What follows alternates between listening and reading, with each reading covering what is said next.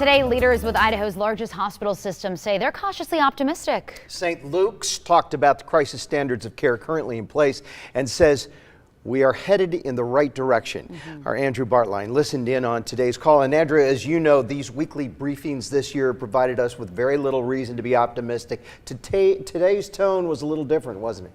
Yeah, well, the media briefing with the Department of Health and Welfare earlier this week, they listed out a few ways to determine if we're headed back to normal.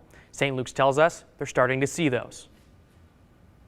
The Department of Health and Welfare laid it out clear in Tuesday's press briefing. Idaho will be able to exit crisis standards of care when the surge of patients being driven by COVID-19 no longer exceeds the healthcare resources available. Health and welfare numbers show cases and hospitalizations trending down since late September. And today, St. Luke's says they're starting to see the benefit. I'm grateful that our numbers and volumes are improving here in the last week. As a result, only 2 non-traditional spaces are being used to treat patients. St. Luke's says that number used to be around 15. So we're no longer activating those particular patient treatment spaces. This has also allowed staff members to return to their normal workspaces and as a result, create traditional nurse-to-patient and doctor-to-patient ratios. So we're still caring for a higher number of patients than we're used to caring for, but we're doing that with our traditional inpatient staff. St. Luke says with more availability, they're now able to transfer in critical patients on a case-by-case basis.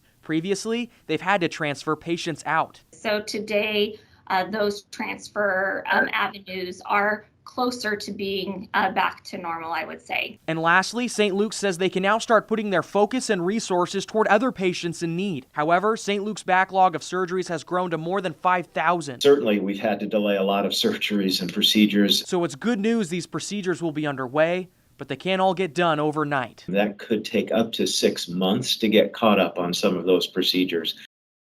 Now, these are all indicators that we're sort of headed in the right direction. The Department of Health and Welfare listed them out, and St. Luke says that they're starting to see them. Now, progress is being made, Mark and Morgan, but that doesn't mean that we're out of the woods yet. It's sort of a phrase that they've been using.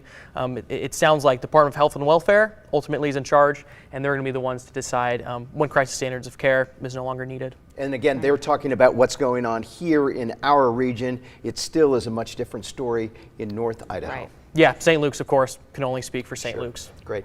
Andrew, thank you.